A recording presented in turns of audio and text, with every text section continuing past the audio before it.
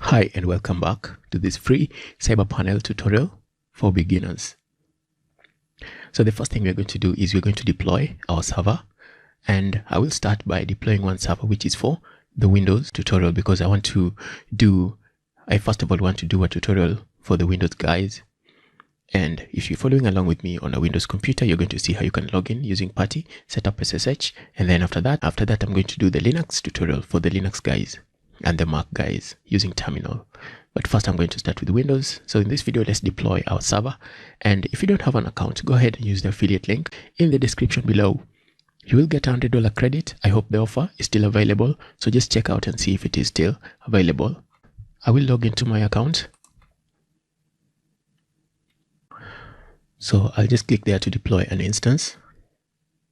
We need to choose a server type. You can choose cloud compute or high frequency, but I suggest that you start with cloud compute, because first of all, I would advise you to just follow along with me, set up the server just as a sample, install Cyberpanel, run an actual website, change the DNS settings just to test Cyberpanel to see how it works. And once you get a hang of it and you've followed with me throughout, you can delete the server that we're creating now, and then you can start a fresh server that you can actually use on your production. Okay, so first of all, just follow along with me. So what's the difference between cloud compute and high frequency? Cloud compute is just the same as this, but this has a higher power than this, but it's just slightly higher power, but you can still use this. Most people actually use this and the performance is still great. But if on a production, if you want better performance, you can try this one. So I'm going to choose cloud compute. You can choose a region, Seattle, or let me choose, where is Chicago? I can choose Chicago. So if you want to know how to choose your location, so let's just take this small detour to see how you can choose a location for yourself. So if you come here under features, data center locations, you can test different locations just to see which location will give you the fastest speeds. So it's important for you to know whether you want to base the speed off of where you are or off of where your visitors are. So if you're in the same place as your visitors, you can just test different regions to see which region has better performance for you. So if I come here, I can test Miami just to see the speeds that I will get based off of where I am. So you can also test based off of where your visitors are. So where your visitors are, if you're not in the same location, you can just use a VPN. So if you're not in the same location as your intended website visitors, you can use a VPN to emulate their location and then come here and test. So let's say I want to test Miami. You can test different locations here. So let's say I want to test Miami. I can just click on that IP address and then just run the test with the default setting here. And you can see that this is the amount of time it takes for everything to happen for me, 94 milliseconds. So if I want to test a different region, let me just refresh the page. Maybe I want to test Atlanta. So I will select this. I will click there to select that IP, and then I will run the test.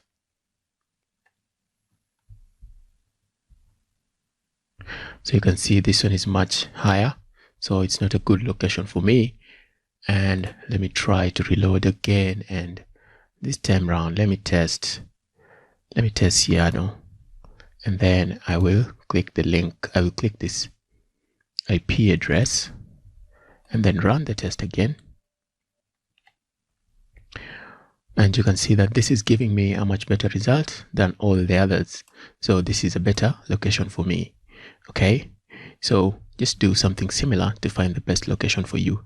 The lower the time, the better for you. Okay, so you've seen how you can select a region.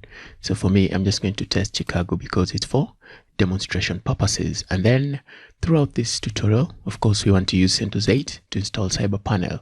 So you can also use Centos 7, which is more stable with most applications right now. It's more stable with more applications than Centos 8. Most applications currently support Centos 7. So we're going to choose Centos 8. And server size, let's choose $5 monthly. And let's just check all these features. We want that, and we want that as well. You can also enable automatic backups if that's something you want. We don't have any startup scripts to be run with our server, and we don't have SSH keys. We're going to set up SSH keys later on. And then server hostname and label. Give this server a name that is, give it a name of a domain name. Give it a fully qualified domain name, and this will enable you to send mail. If you don't use a fully qualified domain name here, you're going to have a problem sending mail. So this is just a sample, so I will use a sample of this with bizanosa.com. But this is not our final server. I'll actually delete this and create another one once I'm done with this Windows part. So there you go, $5. Just confirm that everything is as you selected. And then we're going to deploy the server. So the server is currently being installed, being set up for us. If we click on it, you can see the IP address that we've been given, the password. So just give it some time. There you go. We've been given an IP. We've been given a password, user, root. We're going to disable root user at some point, and we're also going to disable password login at some point, which is a good security feature that you need to have on your server. So in this video, you've seen how you can set up, how you can deploy your server. And if you're on Windows, the next video is for you. I will show you how you can log into your server using Putty. We're going to download Putty, install Putty, and see how you can log into your server. I will see you in the next video. So if you're following along with me on Linux or Mac, I've set up this server, and I'm going to use this for the demonstrations that follow. And this will be our final server where we'll install Cyberpanel as well. So in this video, what I want us to do is I want us to log into the server for the first time and then update Centos 8. So in this video, the first thing I want to do is I want to log in. So I'm going to go into the server. I haven't logged in yet. I've just set up this server right now, and I want to log into this server. So I'll copy the IP address and I will open up terminal. So let's log into the server, and I'll just SSH. I will just SSH as root.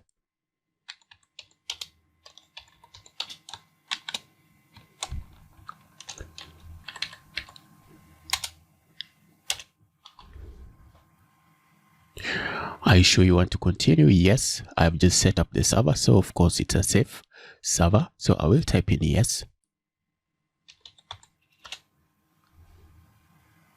Okay, so let's go and copy the password from here, and I'll just copy the password and then come back here, and I will do Ctrl+Shift+V to paste.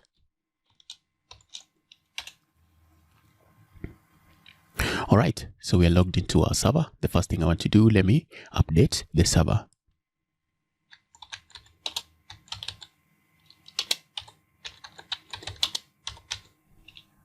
So since this is Centos 8, I will update it like this.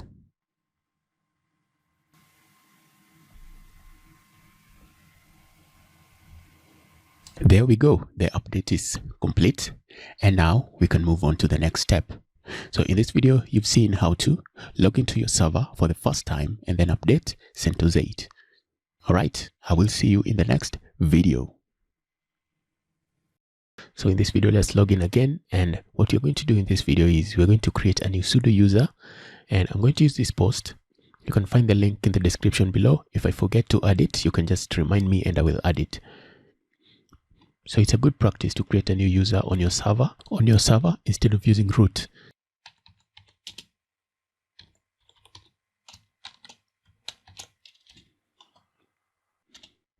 And we can just see if there is any update since the last update.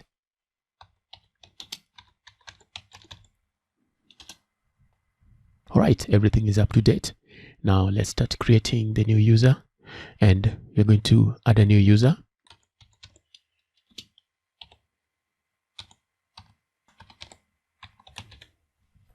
Add the user. All right, So we need to give the user a password.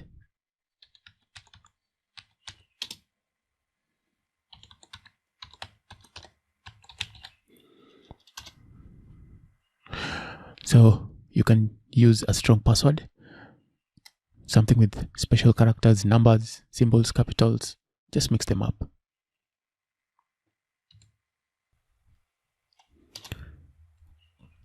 Okay. So that's a weak password. Let me try a different password.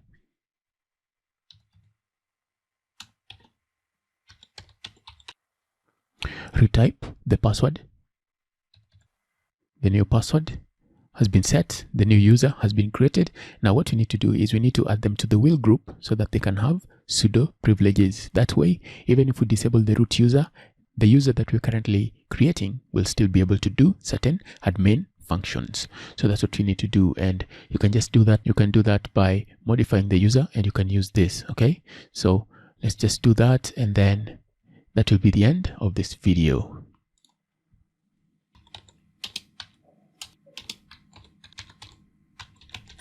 So this is going to add them to the wheel group, and if we add them to the wheel group, they're going to have the sudo privileges.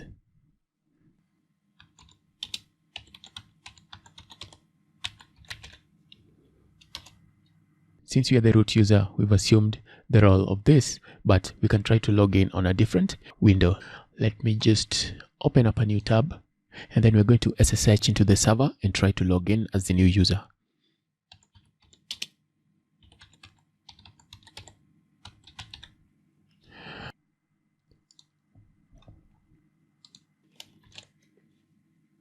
Put in the password that you set.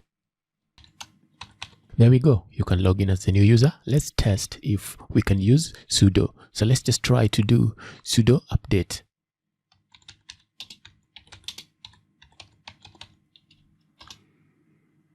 So this means that you have been added. If you see this message, you've been added successfully to the wheel group, and you can use the sudo command. If you receive any error, that means that you made a mistake somewhere. Just go back and see where you may have made a mistake.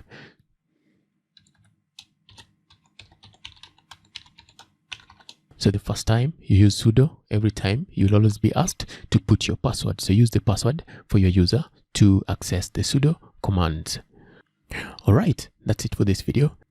In this video, you've seen how to create a new user and then add the user to your sudo users. So even if the user is already created, you can just modify the user in the same way that we did here. So you can just use that, and it's going to modify the new user so that they can have this sudo privilege. All right, that's it for this video. I will see you in the next video. And in the next video, let's see how to set up SSH key login. So you can also find that on my site here. And when you come here, we're going to use this article. So you can just search for SSH keys. If you come to my site and you search for SSH keys, you'll see the post that you're going to use. And we're going to use this post to set up our SSH key login. So with this, we will be able to log in without using our password. And then we're going to disable the root user login. And then we're also going to disable password authentication, so that the only way that people can access our server is by using the user that we created, and also by using the keys that we set up, the private keys that we're going to set up. No one will be able to log in using a password because you're going to disable that. And that's a good security feature for your server. So I will see you in that next video when we set up SSH keys. In the last video, we saw how to create the new sudo user, and then we also logged in with that user. So throughout the next videos, we're not going to use root for anything.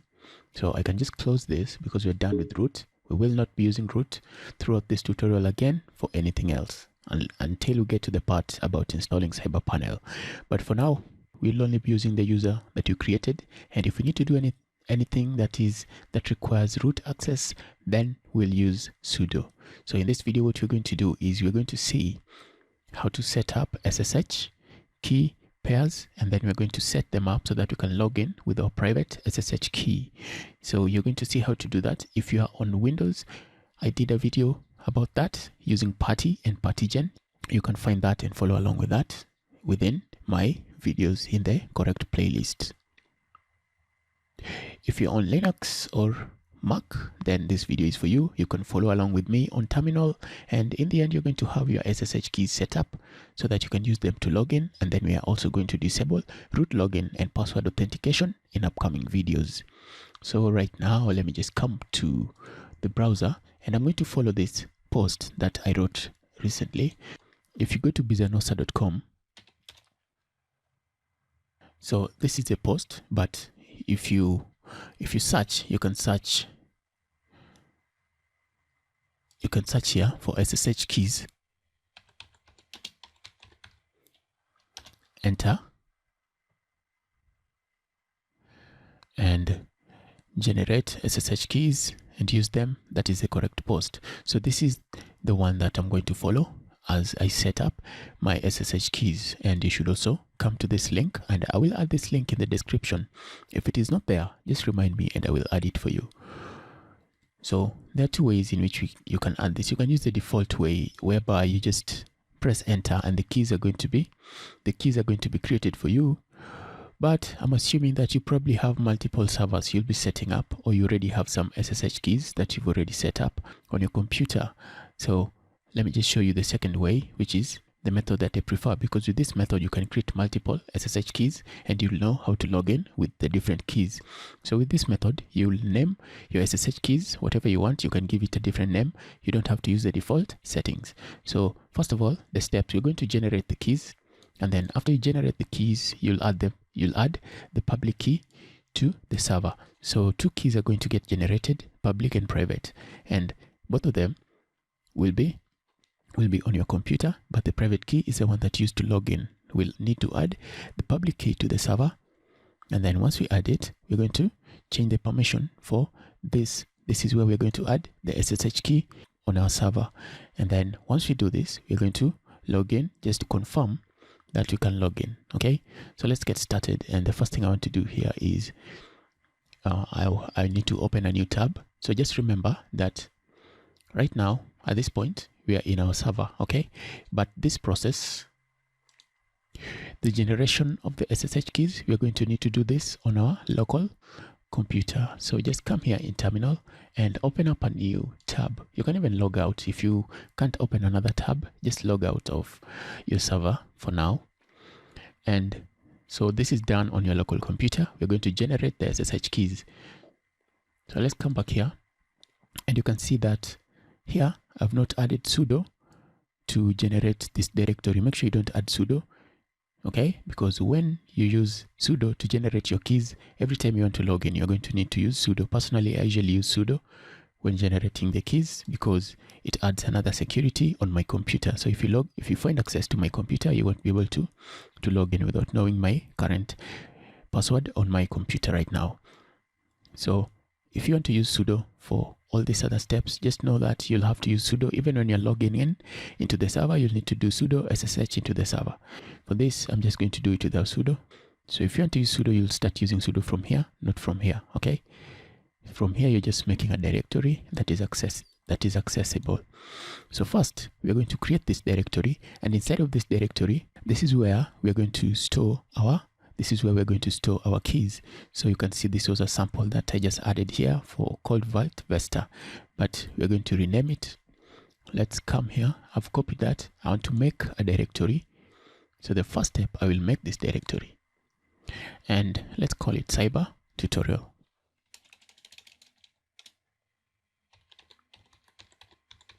If you go into your folders inside of SSH, you enable hidden folders, you're going to find this folder inside of the SSH folder. So the next process, let's generate the keys. So SSH keygen, you can use this to generate your SSH on Linux or Mac.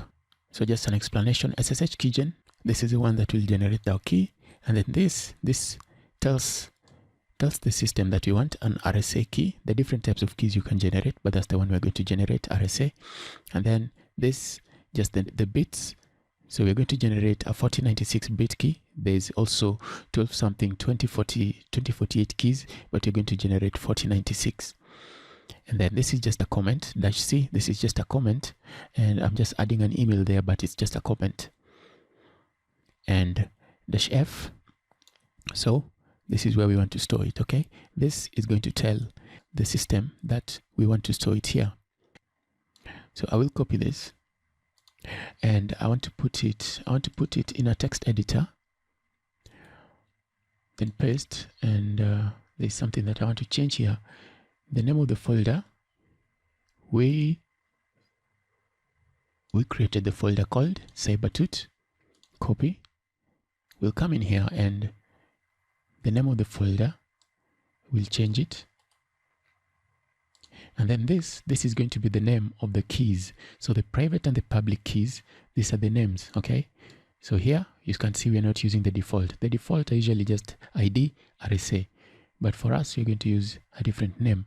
So you can just call it first server RSA, or like that. Okay, and that's just okay.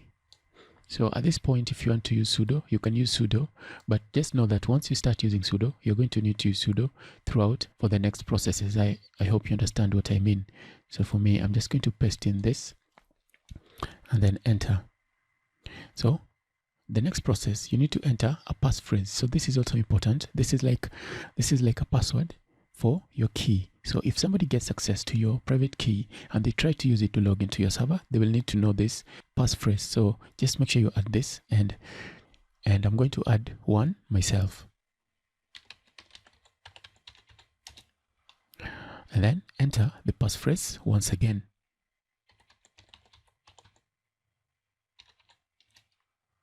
All right, so our public key and the private key has been created, and I want to copy this because I'm going to use them to log into my server.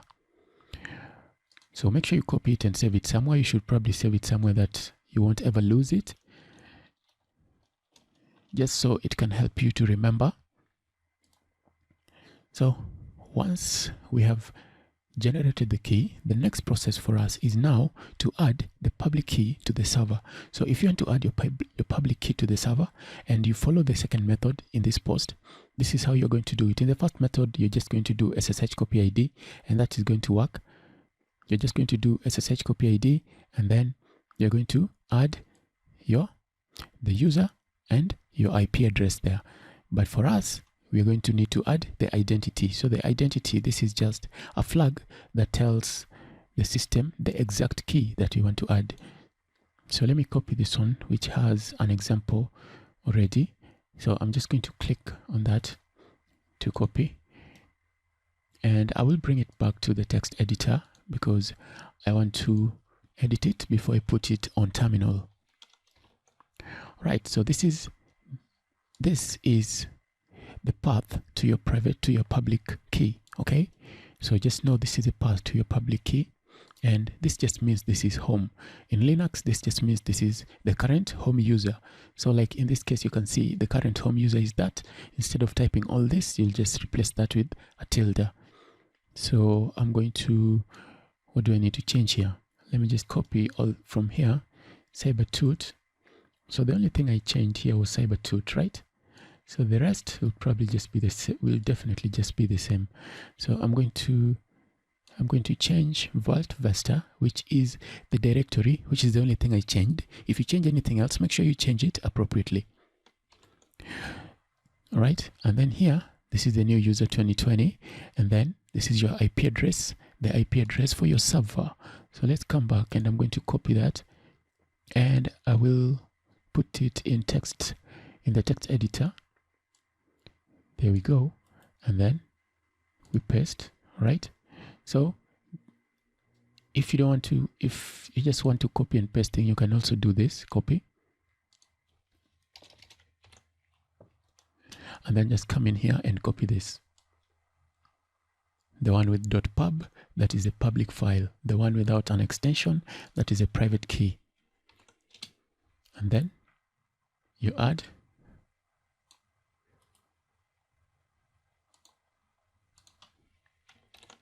So this and this is just the same thing, but I'm going to take that one, and then I'm going to copy. I will come back here. So just remember, this is still on your local computer. Don't do this on your server. Do this on your local computer. So I will paste. You can see everything is getting done for us. All right, so enter the password for this user. So the user that you created that you want to add the SSH key for, that's the one you add the password. So for me, let me add the password.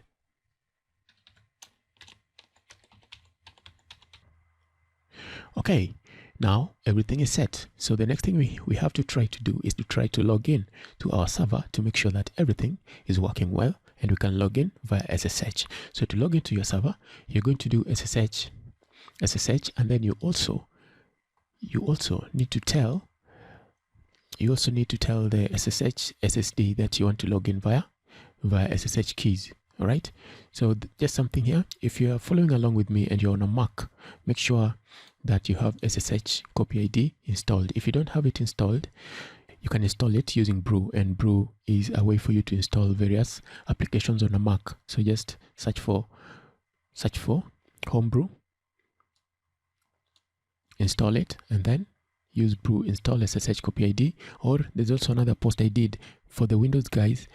If you don't do this or this fails, you can also add your public SSH key by literally copying it into your server. Okay, you can go into your server and then you just copy it in there. So there's a post I did about that. If you look at the video I did for Partigen, you'll find it there. So okay, before I log in, let me change the permissions for my authorized keys.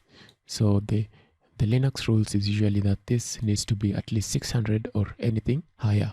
So if it is not, you're going to receive errors when you try to log in If you set up SSH and you try to log in and you receive any errors, make sure you change the permissions. So I'm going to paste that in there. I'm not even going to do anything else, just paste it, because I know I don't need to edit anything. So I will enter. So actually I need to do this on the server, not here. So before I do this, let me see if I can log in with my SSH keys just yet, because if I can log in with the SSH keys, well and good. So log in via SSH. Let's come in here and we're going to copy this. Okay, copy, and I will come back here and let's see which is our IP.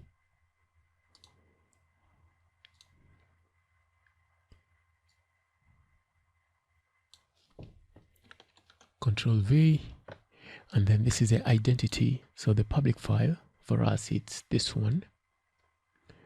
So I'm just going to copy it there.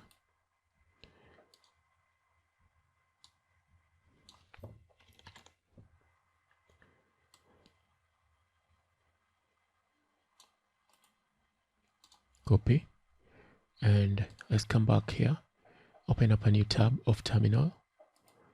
I will paste that in there.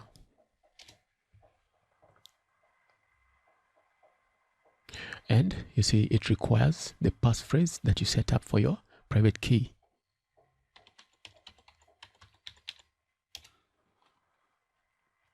All right, so now you're logged into the server using your SSH keys. So let's change the permissions for this. Apparently, I didn't receive any error, so probably the permissions are not too bad. But if the permissions are too bad, you probably won't be able to log in. So let's change the permission, and we're going to change the permission for SSH directory and this file. This is where all your public keys are kept. So I will copy that and I will just put where we are logged in. This is where we're logged in via SSH. So I will paste in that.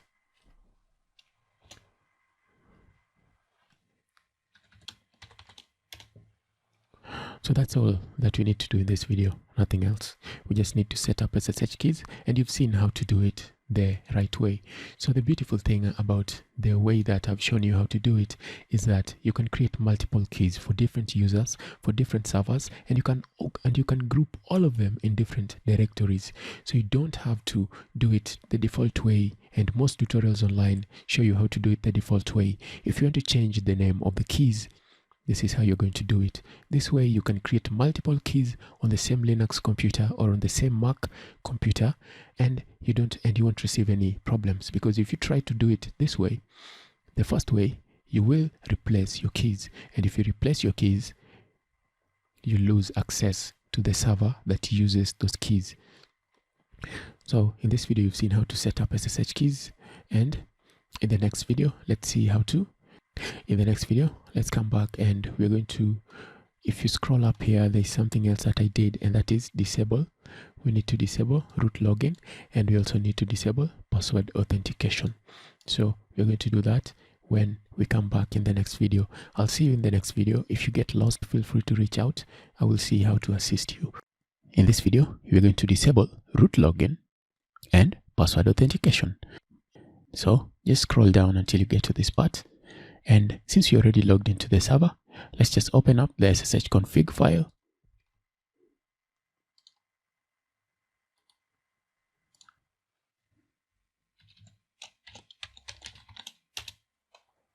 So here we need to find root login and password authentication and change them to no. So I will copy that. So this means once we enable this, you won't be able to log into the server as root. So since I'm on nano, I can do Control W, and then I can do Control Shift V to paste, enter, and then permit root login. Yes, we want to change this to no. So if you find that it is commented, just remove the pound sign in front of it to uncomment it. I think on Centos 7 it's usually commented.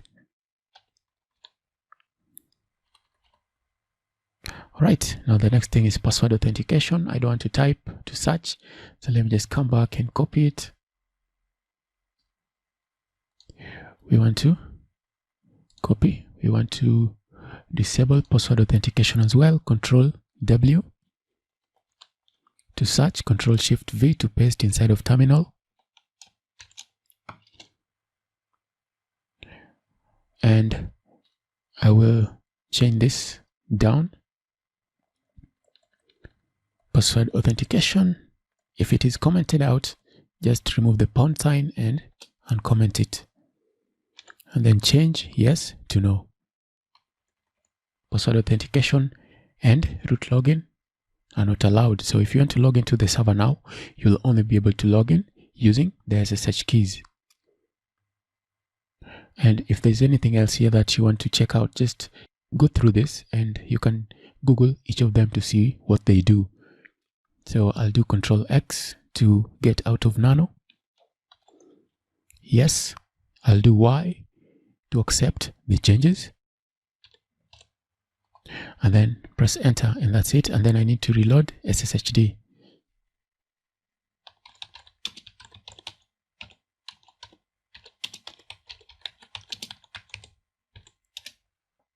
If I try to log in, and I can try to log in without my SSH key just by copying this only, okay? If I copy this only, it's going to assume that I'm logging in without my SSH key.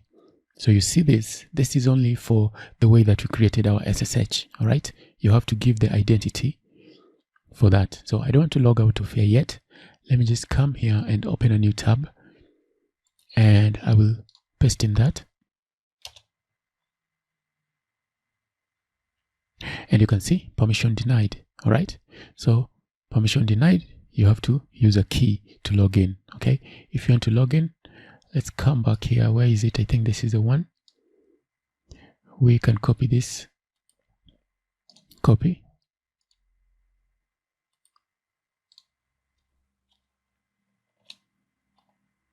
All right, so you see that you can only log in using your SSH key, okay? So you can just copy this line and paste it somewhere and save it so that you don't have to type it. You just copy and paste in there. So in this video, you've seen how to disable root login and Password authentication. So you can only log into your server using the SSH keys, and you saw how to set up the SSH key login in the previous video. If you didn't watch that video, make sure you watch it and follow along with this post as I did in the video. So that's it for this video. In the next video, let's just see how to set up the date, and that will be the end of this part. And then after that, you can see how to install Cyberpanel and then move on from there.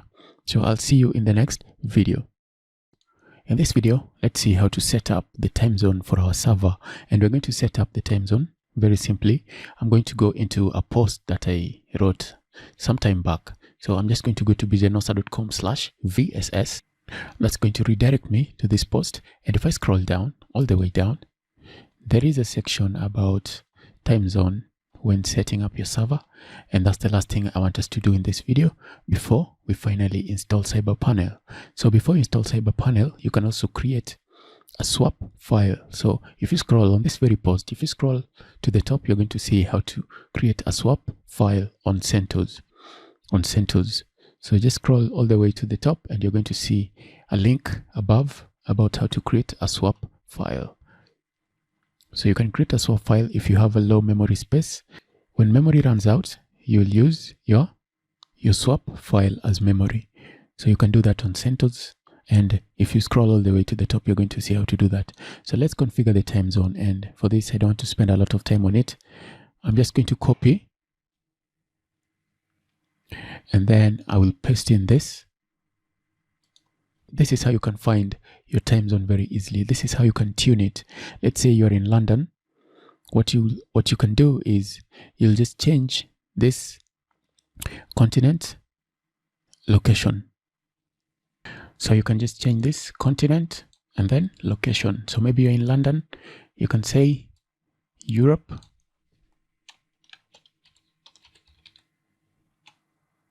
And then London. So if I copy this, come back to where I'm logged in on the server. Let's first of all see the current date, the current time that is on the server, time zone on the server. So if I do date, it's going to show me. And you can see right now, it says that it is UTC. And if I paste in and change this, it's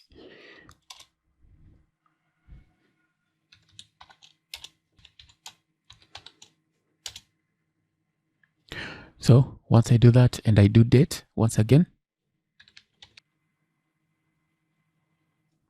let's do this again.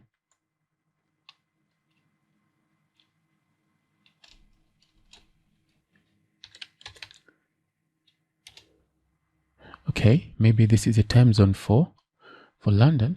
Let's come back here and I want to change, let's change this to Australia.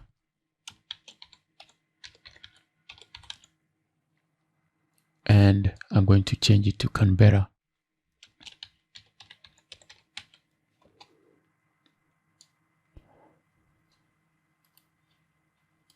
Copy. And you'll see that it has changed it to Australia East Central Time, whatever that is. And you can also do the same for your location, regardless of where you are. Just change this and let's say Africa, Nairobi.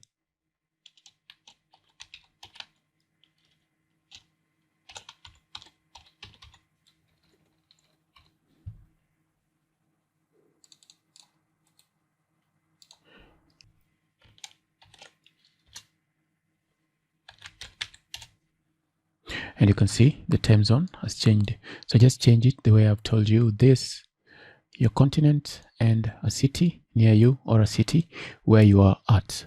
So that's it for this video. I will see you next time. So before I end the video, just consider creating a swap file. Consider creating a swap file for your server. Okay, so if you come here, you can see how to create a swap file in Centos 7. You can do this for Centos 8 as well. It's going to work on Centos 8. So just click that and create a swap file. If your server has like 1 GB of RAM, you can create 2 GB of swap or 1 GB of swap, depending on whichever you want. Just follow this to create the swap file. All right. So that's it for this video. I will see you next time. And next time, what I'm going to do is you're going to see how to install Cyberpanel.